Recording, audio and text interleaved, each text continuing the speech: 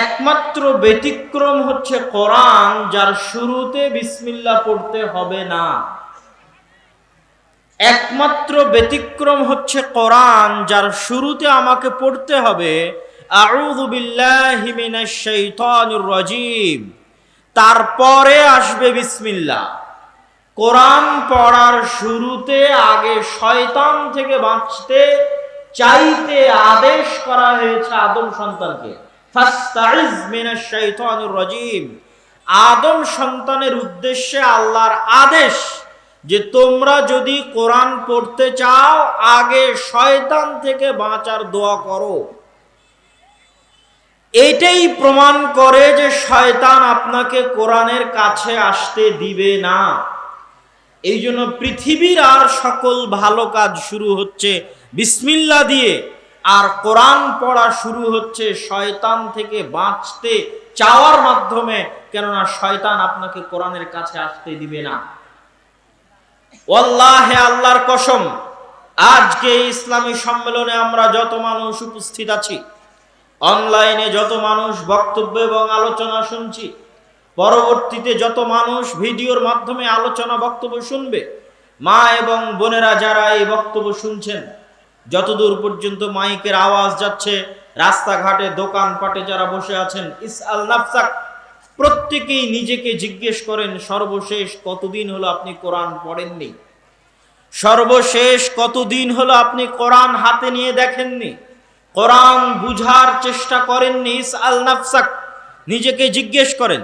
তখনই আপনি উত্তর পেয়ে যাবেন আপনাকে কোরআনের কাছে আসতে দেয়নি শয়তান, আপনাকে কোরআন পড়তে দেয়নি শয়তান। আপনার বাড়িতে কতদিন যাবত কোরআন তেলাওয়াত হয় না, খোঁজ নেন। আপনার বাড়িতে কোরআন পড়তে দেয়নি শয়তান, দিবে না শয়তান। আপনার বাড়িতে কোরআন তেলাওয়াত হয় না মানে পুরো বাড়ি শয়তানের দখলে। আপনি নিজে কোরআন পড়তে পারেন না মানে আপনি শয়তানের দখলে। পড়া জানেন তাও পড়েন না মানে আপনি শয়তানের গোলাম হয়ে গেছেন। আর শয়তান কোনো কাল্পনিক কিছুর নাম নয়, শয়তান কোনো কাল্পনিক গল্প কাহিনীর নাম নয়। শয়তান এমন এক বাস্তবতা, যেই বাস্তবতার কথা আল্লাহ এবং তার রাসূল পবিত্র কোরআন এবং হাদিসে বারবার বলতে থেকেছেন। সবচেয়ে বেশি যার থেকে আদম সন্তানকে সতর্ক করা হয়েছে সেটা শয়তান। আপনি 1 মিনিট যদি আমার সাথে সময় দেন শয়তান সম্পর্কে জানার জন্য, শয়তানের বাস্তবতা সম্পর্কে জানার জন্য, তাহলে আপনি 1 মিনিট সময় দিয়ে দেখেন। আল্লাহ সুবহানাহু ওয়া তাআলা এবং তার রাসূল, যেমন রাসূলুল্লাহ সাল্লাল্লাহু আলাইহি ওয়াসাল্লাম হাদিসে বলছেন, ইযা আকালা আহাদুকুম ওয়া লাম ইয়াযকুর ইসমাল্লাহ, কেউ যদি খাদ্য গ্রহণ করে আর আল্লাহর নাম না নেয়, ইয়াকুলু মাআহু শাইতান, তাহলে তার সাথে শয়তান খাবার খায়। রাসূলুল্লাহ সাল্লাল্লাহু আলাইহি ওয়াসাল্লাম বলেন, ইযা দাখালা আহাদুকুম, যখন তোমাদের কেউ তার বাড়িতে প্রবেশ করে আর আল্লাহর নাম না নেয়, আসসালাম, এটা আল্লাহর নাম, আসসালামু আলাইকুম, সালাম শান্তি, আল্লাহর নাম, বাড়িতে প্রবেশ করার সময় আসসালামু আলাইকুম না বলে, তখন শয়তান তার চেলা চামান্ডা অনুসারী সাঙ্গ-পাঙ্গ বন্ধু বান্ধব দলকে বলে দেয় যে এই বাড়ি মাবিতুকুম, এই বাড়ি তোমাদের থাকার জায়গা, ওয়া আশাউকুম, তোমাদের রাতের খাবারের ব্যবস্থা, তোমাদের আড্ডা দেওয়ার জায়গা হচ্ছে এই বাড়ি। এইভাবে আপনি পুরো ইসলামকে যদি সামনে রাখেন তাহলে দেখবেন প্রত্যেকটা কাজের সাথে রাসূল সাল্লাল্লাহু আলাইহি ওয়াসাল্লাম শয়তানকে কানেক্ট করে দিচ্ছেন, শয়তানকে রিলেট করে দিচ্ছেন, শয়তানকে সম্পৃক্ত করে দিচ্ছেন। তোমাদের কেউ যদি বাথরুমে প্রবেশ করে আর আল্লাহুম্মা ইন্নী আউযু বিকা মিনাল খুবুসি ওয়াল খাবাইস না বলে, তাহলে শয়তান তার লজ্জা স্থান দেখবে। এইভাবে প্রত্যেকটা ধাপে ধাপে আপনি শয়তানের অস্তিত্ব পাবেন কোরআনে এবং হাদিসে। কোরআনের পৃষ্ঠা উল্টালে দেখতে পাবেন আল্লাহ বলছেন, ইন্নাশ শাইতানা লাকুম আদুউম মুবিন, নিশ্চয় শয়তান তোমাদের প্রকাশ্য শত্রু। লা তাত্তাবিউ খুতুওয়াতিশ শাইতান, তোমরা শয়তানের পদাঙ্ক অনুসরণ করিও না। শয়তান ওয়াদা করেছে তোমাদেরকে পথভ্রষ্ট করার জন্য, ওয়ালা উযিল্লান্নাহুম ওয়ালা উমান্নিয়ান্নাহুম, অবশ্যই আমি আদম সন্তানকে পথভ্রষ্ট করব, অবশ্যই আমি আদম সন্তানকে জাহান্নামে নিয়ে যাব। সামনে দিক থেকে জাহান্নামে নিয়ে যাব, পিছন দিক থেকে জাহান্নামে নিয়ে যাব, ডান দিক থেকে জাহান্নামে নিয়ে যাব, বাম দিক থেকে জাহান্নামে নিয়ে যাব। এটা শয়তানের ওয়াদা। এইভাবে কোরআনের পাতায় পাতায় আপনি শয়তানের অস্তিত্ব দেখতে পাবেন, আর হাদিসের আমলে আমলে আপনি শয়তানের অস্তিত্ব দেখতে পাবেন। তাহলে শয়তান হয় দুটোর একটা, হয় শয়তান এত বাস্তব আর এত ভয়ঙ্কর যে এভাবে আল্লাহ এবং তার রাসূল শয়তান সম্পর্কে সতর্ক করেছে, আর না হয় আল্লাহ এবং আল্লাহ রাসূলের কথার ঠিক নাই যে প্রত্যেকটা কাজেরকে শয়তানের সাথে সম্পৃক্ত করে দিয়েছে। নাউজুবিল্লাহ। খাবার খাবে তাও শয়তান, ডান হাতে না বাম হাতে খাবে তাও শয়তান, বাড়িতে ঢুকবে তাও শয়তান, টয়লেটে প্রবেশ করবে তাও শয়তান, বাড়ি থেকে বের হবে তাও শয়তান। ধাপে ধাপে আল্লাহর নবী আপনাকে শিখিয়েছে যে আপনাকে শয়তান থেকে বাঁচতে হবে। তাহলে হয় আমাদের নবী মুহাম্মদ সাল্লাল্লাহু আলাইহি ওয়াসাল্লামের কথা ঠিক নাই, আর না হয় শয়তান কাল্পনিক কিছু নয়, অতি বাস্তব অতি ভয়ঙ্কর, অতি বাস্তব অতি ভয়ঙ্কর। শয়তান কেন বাস্তব এবং কেন ভয়ঙ্কর? সম্মানিত উপস্থিতি, আল্লাহ সুবহানাহু ওয়া তাআলা এই পৃথিবী সৃষ্টি করার পর এই পৃথিবীকে আল্লাহ সুবহানাহু ওয়া তাআলা একটা সিস্টেম দিয়ে দিয়েছেন। পৃথিবী সৃষ্টির শুরু থেকে এই পৃথিবীতে সিস্টেম কি? আগুন লাগলে জ্বলবে, এটা পৃথিবীর সিস্টেম। আপনি আগুন লাগাবেন জ্বলবে, এই সিস্টেম আল্লাহ চালু করে দিয়েছে। আপনি ছুরি চালাবেন কাটবে, এটা এই সিস্টেম আল্লাহ করে দিয়েছে। ছুরিকে কাটার শক্তি আল্লাহ দিয়ে দিয়েছে। এই সিস্টেমের ব্যতিক্রম যে হবে না তা নয়। ইব্রাহিমকে তো আল্লাহর আগুন পোড়ায়নি। ইয়া নারু কুনি বারদান ওয়া সালামান আলা ইব্রাহিম, আগুন তুমি ইব্রাহিমের জন্য ঠান্ডা শীতল হয়ে যাও। তো এই আগুন তো ঠান্ডা হয়ে গেছে, কিন্তু সিস্টেম কি? সিস্টেম হচ্ছে আগুন পুড়াবে, সিস্টেম হচ্ছে ছুরি কাটবে। তেমনি একটা সিস্টেম হচ্ছে আল্লাহ পৃথিবীর সিস্টেম করে দিয়েছে, যা আদম সন্তানকে পরীক্ষা করার জন্য আল্লাহ সুবহানাহু ওয়া তাআলা আদম সন্তানের শত্রু বানিয়ে দিয়েছেন শয়তানকে। কোন একটা খেলায় খেলতে হলে বিপরীত পক্ষ থাকতে হবে, বিপরীত পক্ষ না থাকলে খেলা হয় না। যারা অনলাইনে গেম খেলে, ভিডিও গেম খেলে, মোবাইলে খেলে, তারাও জানে যে তারা যখন খেলে তখন সেখানে শত্রু থাকে, এনিমি থাকে। সেই এনিমি এবং শত্রুর সাথে তাকে লড়াই করতে হয়, এটাই নিয়ম।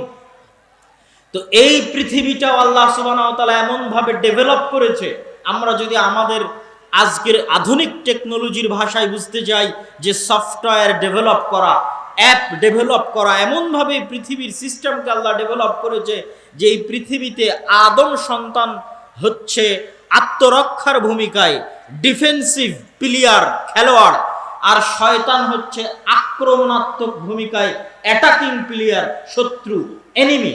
এভাবে আল্লাহ সুবহানাহু ওয়া তাআলা খেলা সাজিয়েছে। খেলার জন্য আল্লাহ সুবহানাহু ওয়া তাআলা কিছু রুলস দিয়ে দিয়েছে। রুলস কি? যেহেতু শয়তান আক্রমণ করবে, এই জন্য শয়তানকে ব্যাপক ক্ষমতা দেওয়া আছে। আল্লাহর পক্ষ থেকে ব্যাপক ক্ষমতা আল্লাহ শয়তানকে দিয়ে দিয়েছে। শয়তানের ক্ষমতা সম্পর্কে বলতে গিয়ে রাসূল সাল্লাল্লাহু আলাইহি ওয়াসাল্লাম বলছেন, ইয়াজরি মাজরাদ দাম, শয়তানের এত ক্ষমতা যে শয়তান তোমার রক্তে রক্তে, রগে রগে চলতে পারে। শয়তানের এত ক্ষমতা। এই জন্য সিয়াম রাখলে শয়তান কাজ করে না কেন? রগগুলো, রক্ত চলাচলের পথগুলো সংকুচিত হয়ে যায়।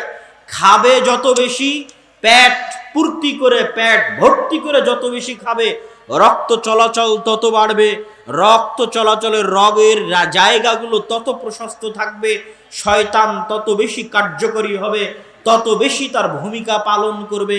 ইয়াজিরি মাজরাদ দাম, আমাদের রক্তে রক্তে শয়তান চলতে পারে। শয়তান কত পাওয়ারফুল আল্লাহ সুবহানাহু ওয়া তাআলা কোরআন মাজিদে বলছে, ইউসবিসু ফি সুদুরিন নাস, মানুষ এখন পর্যন্ত এমন কোন টেকনোলজি আবিষ্কার করতে পারেনি যে আমি মোবাইলে টিপ দিলে আপনার অন্তরে মেসেজ যাবে। এই রকম কোন টেকনোলজি দুনিয়াতে আবিষ্কার হয়নি। কি ক্যামেরা, কি মাইক, কি কম্পিউটার, কি মোবাইল, সবগুলো হচ্ছে হয় চোখে দেখতে হবে, নাহলে কানে শুনতে হবে। আমি চিল্লিয়ে মরে যাচ্ছি, মাইক চিল্লাচ্ছে, আপনার কান দিয়ে ঢুকতেছে। সেই কত দূর থেকে আমাকে আসতে হয়েছে আপনার কানে কথা দেওয়ার জন্য। যদি শয়তানের টেকনোলজি আমার কাছে থাকতো, তাহলে রাজশাহীতে বসে আমি মোবাইলের বাটন টিপতাম, যতগুলো মানুষ উপস্থিত হয়েছে সবার অন্তরে মেসেজ চলে যেত। নাই, এই টেকনোলজি পৃথিবীতে নাই, কিন্তু এই টেকনোলজি আল্লাহ শয়তানকে দিয়ে দিয়েছে। ইউসবিসু ফি সুদুরিন নাস, মানুষের অন্তরে সরাসরি মেসেজ দিতে পারে, মানুষের অন্তরে বার্তা সংবাদ দিতে পারে শয়তান। এই জন্য মানুষ মহা বিপদে, মানুষ মহা বিপদের সম্মুখীন। সবচেয়ে বড় বিপদ মানুষের জন্য, মানুষ জানেই না কোনটা তার সিদ্ধান্ত আর কোনটা শয়তানের ওয়াসওয়াসা, জানে না। আপনি সকালবেলা ঘুমিয়ে আছেন বিছানায়, ফজরের সালাতের সময়, এই ঘুমিয়ে থাকা আপনার সিদ্ধান্ত না শয়তানের ওয়াসওয়াসা আপনি জানেন না, কিন্তু আপনি মনে করছেন যে এটা আপনার সিদ্ধান্ত, এই জন্য আপনি ঘুমিয়ে আছেন। আল্লাহর নবী হাদিসে বলছে, জি না, এটা তোমার সিদ্ধান্ত নয়, এটা শয়তান তোমার অন্তরে ওয়াসওয়াসা দিচ্ছে। ইন্নাল লাইলা লাতাবিল, রাত অনেক লম্বা, নাম, তুমি ঘুমাও ঘুমাও, এ কথা শয়তান তোমার অন্তরে বলতেছে। হাদিসে রাসূলুল্লাহ সাল্লাল্লাহু আলাইহি ওয়াসাল্লাম বলতেছেন। তাহলে শয়তান এত বাস্তব। তাহলে মানুষ মহাবিপদে কি আমরা কেউ জানি না, কোনটা আমাদের সিদ্ধান্ত আর কোনটা শয়তান আমাদের অন্তরে দিল। কেননা শয়তান যদি মোবাইলে কল দিত, দেখতে পেতাম যে এটা শয়তান ইবলিস কল দিচ্ছে। যদি কানে কানে এসে বলতো, শুনতে পেতাম, দেখতে পেতাম এটা শয়তান ইবলিস বলতেছে। চিঠি আসতো, দেখতাম চিঠিটা কার, চিঠিও আসবে না, কলও আসবে না, কানে কানেও বলবে না, সরাসরি চলে যাবে অন্তরে। তাহলে আমি তো জানি না অন্তরের ইচ্ছা এটা আমার হচ্ছে না শয়তান আমার ভিতরে পুশিং করতেছে। আর এই ভয়ঙ্কর লজিক পৃথিবীর কোন ইউনিভার্সিটি, কোন কলেজ, কোন স্কুল, কোন থিসিস, কোন পিএইচডি মাস্টার্স রিসার্চ পেপার আপনাকে দেখাবে না। কেউ বলবে না যে আমাদের উপর শয়তানের কন্ট্রোল ক্ষমতা আছে। কেননা যেই দিন মানুষ জেনে যাবে যে মানুষের উপর শয়তানের কন্ট্রোল ক্ষমতা আছে, সেই দিন ব্যবসায়ীদের ব্যবসা বন্ধ হয়ে যাবে, সেই দিন ব্যবসায়ীদের ব্যবসা চলবে না। ফেসবুক, যদি আপনি যতবার ফেসবুকে ঢুকবেন, ততবার যদি ফেসবুক আপনাকে স্মরণ করাতো যে ফেসবুকে ঢুকা না ঢুকা এর পিছনে শয়তানের প্ররোচনা থাকতে পারে, তাহলে মানুষ ফেসবুকে হাজার হাজার লক্ষ লক্ষ ঘন্টা দিন নষ্ট করতো না, তাহলে ফেসবুকের ব্যবসাও হতো না। এই জন্য পৃথিবীতে যত ব্যবসা চলতেছে, বিউটি প্রতিযোগিতা, সৌন্দর্য প্রতিযোগিতা, ফ্যাশন ইন্ডাস্ট্রি, মানুষ যদি শয়তান সম্পর্কে জানতো আর শয়তানের পদাঙ্ক অনুসরণ করা থেকে বেঁচে থাকতো, তাহলে মানুষ তো আর ওই ফ্যাশন ইন্ডাস্ট্রি আর বিউটি প্রতিযোগিতা, সৌন্দর্যের প্রতিযোগিতা মানুষকে দেখানোর জন্য হাজার রকমের জিনিসপাতি ক্রয় করা লাগতো না। ওই সমস্ত ইন্ডাস্ট্রির সাথে সম্পৃক্ত ব্যবসা বন্ধ হয়ে যেত, ফিল্ম ইন্ডাস্ট্রির ব্যবসা বন্ধ হয়ে যেত। সম্মানিত উপস্থিতি, এই জন্য শয়তানের অস্তিত্ব অনেক বাস্তব এবং অনেক ভয়ঙ্কর। তাহলে একটা লজিক আল্লাহ শয়তানকে দিয়েছে, একটা রুলস কি, শয়তানের হাতে ক্ষমতা দিয়ে দিয়েছে। এবার মানুষ, আদম সন্তান মহা বিপদে, তো আদম সন্তান বাঁচবে কিভাবে? আদম সন্তানের বাঁচার রাস্তা হিসেবে আল্লাহ দুইটা আর অতিরিক্ত রুলস, মূলনীতি আল্লাহ সুবহানাহু ওয়া তাআলা দিয়ে দিয়েছে। পৃথিবীর সিস্টেম এভাবেই পৃথিবী ডেভেলপ করা আছে। আপনি এখন যেভাবে চলবেন সেভাবে ফল পাবেন। সেই দুইটা মূলনীতি কি? আল্লাহ সুবহানাহু ওয়া তাআলা পবিত্র কোরআন মাজিদে বলছেন, ফাইম্মা ইয়াতিয়ান্নাকুম মিন্নি হুদান ফামান তাবিআ হুদায়া ফালা খাউফুন আলাইহিম ওয়ালা হুম ইয়াহজানুন।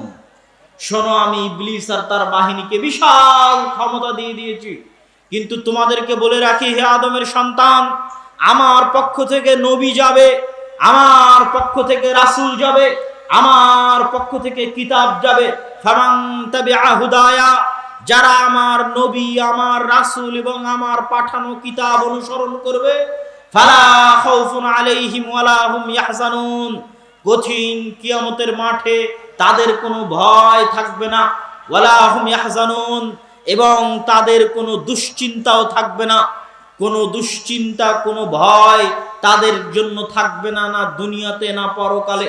দুশ্চিন্তা এবং ভয় ভীতি থেকে তারা বেঁচে যাবে যদি তারা আমার পাঠানো নবী, আমার পাঠানো রাসূল, আমার পাঠানো কিতাবের অনুসরণ করে। তাহলে শয়তানের বিরুদ্ধে লড়াই করার জন্য আল্লাহ আদমের সন্তানের জন্য প্রতি যুগে নবী পাঠিয়েছেন, রাসূল পাঠিয়েছেন, কিতাব পাঠিয়েছেন। কিন্তু তারপরেও প্রশ্ন থেকে যায়, শয়তানকে এত বিশাল ক্ষমতা দেওয়ার পরেও মানুষ নবী রাসূল আসার পরেও, কিতাব আসার পরেও টিকে থাকতে পারবে না। যেখানে 24 ঘন্টা শয়তান লেগে আছে পিছে আপনাকে পথ ভ্রষ্ট করানোর জন্য, আপনাকে দিয়ে গুনাহ করানোর জন্য, আপনাকে জাহান্নামে নিয়ে যাওয়ার জন্য 24 ঘন্টা কন্টিনিউয়াসলি কাজ করে যাচ্ছে শয়তান এবং তার বাহিনী। সেখানে আপনি আল্লাহর নবীর হাদিস আর আল্লাহর পাঠানো কোরআন দিয়ে কতক্ষণ টিকে থাকতে পারবেন? আল্লাহ জানেন যে আপনি টিকে থাকতে পারবেন না। কেননা আল্লাহ আপনাকে ডিফেন্সিভ মুডেই রেখেছে, রক্ষণাত্মক লেভেলেই রেখেছে, আর শয়তানকে অ্যাটাকিং লেভেলেই রেখেছে। এই জন্য আপনার জন্য বিশাল ছাড়, আল্লাহর পক্ষ থেকে বিশাল ছাড়, বিশাল অফার। আল্লাহ সুবহানাহু ওয়া তাআলা বলছে, আল্লাহ সুবহানাহু ওয়া তাআলার ভাষা, ইয়া ইবাদিয়াল্লাযীনা আসরাফু আলা আনফুসিহিম লা তাকনাতু মির রাহমাতিল্লাহ। হে আমার বান্দারা শুনে রাখো, শয়তান যদি 24 ঘন্টা পরিশ্রম করে, দিন রাত পরিশ্রম করে তোমাদেরকে পথভ্রষ্ট করে, তোমাদের দিয়ে গুনাহ করায়, এই ক্ষমতা আমি শয়তানকে দিয়েছি। শয়তান সেই ক্ষমতা ব্যবহার করে দিন রাত পরিশ্রম করে, লাগাতার পরিশ্রম করে যদি তোমাদের দিয়ে গুনাহ করাই, যদি তোমাদের দিয়ে পাপ করাই, তাহলে আমি আল্লাহ শয়তানের বিরুদ্ধে গিয়ে তোমাদেরকে একটা ঘোষণা দিচ্ছি। শয়তান চ্যালেঞ্জ করেছে, সে তোমাদের জাহান্নামে নিয়ে যাবে। আমি চ্যালেঞ্জ করছি, আমি তোমাদের জান্নাতে যাওয়ার রাস্তা দেখিয়ে দিতে চাই। সেটা কি? শয়তান রাত দিন পরিশ্রম করে তোমাদের দিয়ে যত গুনাহ করিয়েছে, তোমরা শুধু বলো আল্লাহ ভুল হয়ে গেছে, ক্ষমা চাই। শয়তানের সারা জীবনের পরিশ্রম বাতিল করে দিয়ে আমি তোমাদের ক্ষমা করে দেব। আল্লাহু আকবার। এটা হচ্ছে পৃথিবী পরিচালনায় আল্লাহর মূলনীতি, আল্লাহর সিস্টেম, আল্লাহর লজিক। এরপরেও যদি মানুষ জান্নাতে না যেতে পারে, তাহলে দোষ মানুষের। যেখানে আল্লাহ সুবহানাহু ওয়া তাআলার পক্ষ থেকে ক্ষমার রাস্তা উন্মুক্ত, ক্ষমার রাস্তা ওপেন, চায় না তো কেউ ক্ষমা, কেউ তো ক্ষমা চায় না। সম্মানিত উপস্থিতি, আমরা আলোচনা করছিলাম কোরআনের সবচেয়ে বড় শত্রু হচ্ছে শয়তান। এই পুরো আলোচনায় আপনার কাছে আরো পরিষ্কার হলো যে এই শয়তানের বিরুদ্ধে যুদ্ধ করার জন্য কোরআন পাঠানো হয়েছে। কোরআন এসেছেই শয়তানের বিরুদ্ধে লড়াই করার জন্য। আল্লাহর নবী মুহাম্মদ সাল্লাল্লাহু আলাইহি ওয়াসাল্লাম প্রেরিত হয়েছেন শয়তানের বিরুদ্ধে লড়াই করে আদম সন্তানকে, উম্মতে মুহাম্মাদীকে জান্নাতে নিয়ে যাওয়ার জন্য। সুতরাং শয়তান অতি বাস্তব, শয়তানের সাথে আদম সন্তানের লড়াই চিরন্তন, চিরসত্য। আপনাকে আজকে বিশ্বাস করে যেতে হবে শয়তান আছে, এবং শয়তান আপনার অন্তরে মেসেজ দিতে পারে। পৃথিবীর কোনো স্কুল, কোনো কলেজে লজিক আপনাকে দিবে না, কিন্তু আপনাকে এটা মানতে হবে, বিশ্বাস করতে হবে, তাহলে যুদ্ধ শুরু হবে। আর যদি এটা না মানেন, না বিশ্বাস করেন, তাহলে অস্ত্র সমর্পণ করে দিয়ে আপনি যুদ্ধ পরাজিত হয়ে গেছেন। লড়া তো বহু দূরের কথা, আত্মসমর্পণ করে যুদ্ধে পরাজিত হয়ে গেছেন। সকালে ঘুমানোর সময় যদি মনে করেন আমি আমার শান্তি, আরাম, আমার আরামের জন্য ঘুমাচ্ছি, তাহলে আপনি অস্ত্র সমর্পণ করে পরাজিত হয়ে গেছেন। বিড়ি খাওয়ার সময় যদি মনে করেন যে আমি আমার ইচ্ছায়, আমার শান্তি, আমার আনন্দের জন্য বিড়ি খাচ্ছি, তাহলে আপনি অস্ত্র সমর্পণ করে দিয়ে পরাজিত হয়ে গেছেন। গান বাজনা শোনার সময় যদি মনে করেন আমি আমার আত্মার তৃপ্তির জন্য, আমার শান্তি সুখের জন্য গান শুনছি, তাহলে আপনি অস্ত্র সমর্পণ করে দিয়ে পরাজিত হয়ে গেছেন। আর আপনি গান শোনেন কিন্তু বিশ্বাস করেন এই গান শোনার ইচ্ছা আপনার অন্তরে শয়তান দিয়েছে, আপনার চিরন্তন শত্রু।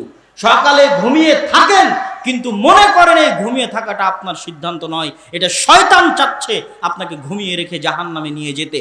বিড়ি খান, কিন্তু বিড়ি খাওয়ার সময় এটা মাথায় রাখেন যে এই বিড়ি খেতে আপনাকে শয়তান বলছে, বিড়ি খাইয়েও আপনাকে জাহান্নামে নিয়ে যাবে। দলিল নেবেন, আল্লাহ নিজে স্বয়ং কোরআনে বলছে, ইন্নামাল খামরু ওয়াল মাইসিরু ওয়াল আনসাবু ওয়াল আজলামু রিজসুম মিন আমালিশ শাইতান। লেখা আছে কোরআনে, কেননা শয়তানের বিরুদ্ধে লড়াই করার জন্য কোরআন পাঠানো হয়েছে। ইন্নামাল খামরু ওয়াল মাইসিরু ওয়াল আনসাবু ওয়াল আজলাম, নিশ্চয় মদ, নিশ্চয় জুয়া, নিশ্চয় লটারি, নিশ্চয় মাদক দ্রব্য, নিশ্চয় লটারি, নিশ্চয় জুয়া, রিজসুম মিন আমালিশ শাইতান, শয়তানের কাজ। আর কি নেবেন? শয়তানের বিরুদ্ধে লড়াই করার জন্য আল্লাহ যে কোরআন পাঠিয়েছে, ওই কোরআনে আল্লাহ ইনস্ট্রাকশন, গেম খেলার জন্য যেমন ইনস্ট্রাকশন লাগবে, এই রাস্তা দিয়ে গেলে কোথায় কি হবে, এই রাস্তা দিয়ে গেলে কি হবে, এগুলো ইনস্ট্রাকশন লাগে। তো ঠিক আপনি পৃথিবীতে আসছেন, কি করলে পথভ্রষ্ট হয়ে যাবেন তার ইনস্ট্রাকশন কই পাবেন? পৃথিবী কেমনে চলে, লজিক কি, তার পুরো ইনস্ট্রাকশন কোরআন আপনাকে দিয়ে দিয়েছে। এই পৃথিবীর লজিক হচ্ছে শয়তান। শয়তান তোমার এনিমি, শয়তান তোমার শত্রু। ভিডিও গেমে যেমন তোমার এনিমি আছে, বাস্তব জীবনে খেলার জগতে যেমন তোমার এনিমি আছে, এই গোটা পৃথিবীটা খেলার জগৎ, এখানে তোমার এনিমি হচ্ছে শয়তান। ওর কাজ কি? ও তোমাকে মদ খাওয়াবে। ওর কাজ কি? ও তোমাকে বিড়ি খাওয়াবে। ওর কাজ কি? ও তোমাকে জুয়া খেলাবে। কেননা মদ খাওয়াতে পারলে, বিড়ি খাওয়াতে পারলে, সিগারেট খাওয়াতে পারলে, জুয়া খাওয়াতে পারলে গোলাম বানানো যায়, গোলাম বানানো যায়, গোলাম বানানো যায়। আর যখনই মানুষ এই সমস্ত মাদকতা, জুয়া থেকে বের হয়ে আসে, তখনও স্বাধীন, স্বাধীন সত্তা, স্বাধীনভাবে সিদ্ধান্ত নিতে পারে। আর যতক্ষণও কোনো নেশার মধ্যে আছে, ততক্ষণ গোলাম। পৃথিবীর মানুষ দুই ভাগে বিভক্ত, ইবাদুর রহমান আর ইবাদুর শয়তান। আল্লাহর গোলাম আর শয়তানের গোলাম। আপনি কার গোলাম ভালো করে বুঝে দেখেন। সম্মানিত উপস্থিতি, আমরা আমাদের আলোচনার এই পর্বের সারমর্মে বলতে চাই, কোরআনের সবচেয়ে বড় শত্রু হচ্ছে শয়তান। এই জন্য শয়তানের সাথে লড়াই করতে কোরআন শিখতে হবে, কোরআন পড়তে হবে, কোরআন বুঝতে হবে, কোরআন বুঝার চেষ্টা করতে হবে। কোরআনের মধ্যেই হেদায়েত আছে। আমি আব্দুল্লাহ বিন আব্দুর রাজ্জাক আর আজকের প্রধান আলোচক আব্দুর রাজ্জাক বিন ইউসুফ আর লাখো জাকির নায়েক বক্তব্য দিয়ে যত মানুষকে হেদায়েত করতে পারবে, এক কোরআন তার চেয়ে বেশি মানুষকে হেদায়েত করতে পারবে। আমাদেরকে আল্লাহ হেদায়েত বানিয়ে দেয়নি, কোরআনকে আল্লাহ হেদায়েত বানিয়ে দিয়েছে। তো আমাদের বক্তব্যে মানুষ হেদায়েত হয় কেন? কোরআনের আয়াত পড়ি তাই, আল্লাহর নবীর হাদিস বলি তাই। এই কারণে আমাদের নিজস্ব কোনো কারিশমা নাই, এটা কোরআনের কারিশমা, হাদিসের কারিশমা। আমরা আমাদের বক্তব্যে আব্দুর রাজ্জাক বিন ইউসুফ তার বক্তব্যে, জাকির নায়েক তার বক্তব্যে কোরআনের আয়াত বলে, হাদিসের কথা বলে, তাই মানুষ হেদায়েত প্রাপ্ত হয়। আসল হেদায়েত হচ্ছে কোরআন। সম্মানিত উপস্থিতি, কোরআন মানুষের অন্তরকে নরম করে দিতে পারে, কোরআন মানুষের ঈমানকে বাড়িয়ে দিতে পারে। কোরআন সম্পর্কে আল্লাহ সুবহানাহু ওয়া তাআলা পবিত্র কোরআন মাজিদে বলছেন, ওয়াইদা তুলিয়াত আলাইহিম আয়াতুহু যাদাতহুম ঈমানা, যখন তাদের সামনে কোরআন তেলাওয়াত করা হয় তখন তাদের ঈমান বেড়ে যায়। আর আয়াতে আল্লাহ সুবহানাহু ওয়া তাআলা বলছেন, তাকশাইরু জুলুদুহুম, যখন কোরআন পড়ে তখন মুমিনদের চামড়া শিউরে ওঠে, লোম খাড়া হয়ে যায়। এটা কোরআনের ক্ষমতা, এটা কোরআনের পাওয়ার। কোরআন এটা করতে পারে। আলা বিযিকরিল্লাহি তাতমাইন্নুল কুলুব, যখন মানুষ কোরআন পড়ে, কোরআন তেলাওয়াত করে, কোরআন বুঝে, তখন তার অন্তর, আত্মা প্রশান্ত হয়ে যায়। আত্মা প্রশান্ত হয় কোরআনে, ঈমান বাড়ে কোরআনে, অন্তর নরম হয় কোরআনে, লোম খাড়া হয়, চামড়া শিউরে ওঠে কোরআনে। আল্লাহ সুবহানাহু ওয়া তাআলা পবিত্র কোরআন মাজিদে বলছেন, ওয়ালাউ আনজালনা হাযাল কুরআনা আলা জাবালিন লারাআইতাহু খাশিআম মুতাসাদ্দিআম মিন খাশিয়াতিল্লাহ, আমি যদি কোরআনকে অবতীর্ণ করতাম কোন পাহাড়ের উপরে, তাহলে তোমরা দেখতে পাহাড় থরথর থরথর করে কাঁপছে। এই কোরআনের মধ্যে এমন কিছু আছে যে পাহাড় যদি কোরআন বুঝতে পারত, পাহাড় যদি কোরআন অনুভব করতে পারত, তাহলে পাহাড় থরথর থরথর করে কাঁপতো। কিন্তু মানুষ কত নিমক হারাম, মানুষ কোরআন বুঝার চেষ্টা করে না, কোরআন পড়ে দেখার চেষ্টা করে না। অথচ আল্লাহ এই কোরআনের মধ্যেই মানুষের জন্য হেদায়েত রেখেছেন, হুদাল লিন্নাস, মানুষের জন্য হেদায়েতের মাধ্যম, সঠিক রাস্তা পাওয়ার মাধ্যম হচ্ছে কোরআন। সম্মানিত উপস্থিতি, কোরআন হচ্ছে শ্রেষ্ঠতম দাওয়াতি কাজ। রাসূল সাল্লাল্লাহু আলাইহি ওয়াসাল্লাম বলেন, খায়রুকুম মান তাআল্লামাল কোরআন ওয়া আল্লামাহ, তোমাদের মধ্যে সর্বশ্রেষ্ঠ সে যে কোরআন শিখে এবং কোরআন শিখায়। কোরআন হচ্ছে শ্রেষ্ঠতম দাওয়াতি কাজ। আজ আপনাকে আমাদের বাংলাদেশের এক ভয়ঙ্কর বাস্তবতার কথা বলি। বাংলাদেশে ইসলামী দলের অভাব নাই, বাংলাদেশে দাওয়াতি কার্যক্রমের অভাব নাই। দাওয়াতি কার্যক্রম আছে দেখেই সারা দেশে ইসলামী সম্মেলন, জালসা, সকল কিছু হচ্ছে। এটাই দাওয়াতি কাজের প্রমাণ। কিন্তু এত জালসা, এত সম্মেলন হওয়ার পরেও, এত ইসলামী দল, এত ইসলামী সংস্থা, ফাউন্ডেশন, সংগঠন থাকার পরেও বাংলাদেশের শত শত নয়, হাজার হাজার মসজিদে মুসলমানের সন্তানের জন্য ন্যূনতম কোরআন শিক্ষার মক্তবের ব্যবস্থা নাই। এটা নিষ্ঠুর বাস্তবতা। আমরা আমাদের সফরের অভিজ্ঞতার আলোকে বলছি, মাঠ থেকে বলছি, এসি ঘরে বসে থেকে নয়, একদম রুট লেভেলে ফিল্ড থেকে বলছি। বাংলাদেশের 4টি জেলায় দাওয়াতি সফর করে গত 1.5-2 মাসে 126টি মসজিদে আমি দাওয়াতি সফর করেছি। 126টি মসজিদে দাওয়াতি সফর করে প্রায় 250-র কাছাকাছি মক্তব আমরা উদ্বোধন করেছি। তার পরিপ্রেক্ষিতে আমরা দেখেছি সমাজের কি ভয়াবহ করুণ অবস্থা। মসজিদে টাইলস আছে, মসজিদে এসি আছে, কিন্তু মসজিদে কোরআন শিক্ষার ব্যবস্থা নাই। নাউজুবিল্লাহি মিন যালিক। অনেক নিদারুণ কঠিন বাস্তবতা। এই বাস্তবতা সম্পর্কে আমরা সামনে আরো বলবো। তো এই পয়েন্টে কি বলতে চাচ্ছি? এই পয়েন্টে বলছি, খায়রুকুম মান তাআল্লামাল কোরআন ওয়া আল্লামাহ। কোরআন হচ্ছে শ্রেষ্ঠতম দাওয়াতি কাজ। কোরআন প্রত্যেক মুসলমানকে শিখতে হবে, পড়তে হবে, বুঝতে হবে। কোরআন বুঝার মধ্যেই হেদায়েত, ঈমান এবং আমল নিহিত রয়েছে। কোরআনের সবচেয়ে বড় যে বিষয়, কোরআন আমাদের জাতিগত বিপদের কারণ হয়ে দাঁড়াতে পারে, কোরআন আমাদের ব্যক্তিগত বিপদের কারণ হয়ে দাঁড়াতে পারে। এই দুটো পয়েন্টের সংক্ষিপ্ত ব্যাখ্যা করি আপনাদের সামনে। কোরআন আমাদের জাতিগত বিপদের কারণ কিভাবে হয়ে দাঁড়াবে? রাসূলুল্লাহ সাল্লাল্লাহু আলাইহি ওয়াসাল্লাম বলছেন, ইন্নাল্লাহা ইয়ারফাউ বিহাযাল কিতাবি আকওয়ামান ওয়া ইয়াদাউ বিহি আখারিন। শোনো হে আমার উম্মতে মুহাম্মাদি, এই যে কিতাব পবিত্র কোরআন, এই কোরআনের মাধ্যমে আল্লাহ আমার উম্মতের একটা অংশকে পৃথিবীর শীর্ষ স্থানে পৌঁছে দিবে, আর এই কিতাবের মাধ্যমে আল্লাহ আমার উম্মতের একটা অংশকে পৃথিবীর সর্বনিম্ন স্থানে নামিয়ে দিবে, অধপতনের অতল গহ্বরে নামিয়ে দিবে, এক অংশকে পৃথিবীর সর্বোচ্চ আসনে পৌঁছে দিবে। কোথায় সর্বোচ্চ আসনে পৌঁছে গেছিল ওমর রাদিয়াল্লাহু তাআলা আনহু? কোথায় আছে মদিনা? মদিনা থেকে কোথায় আছে মসজিদে আকসা?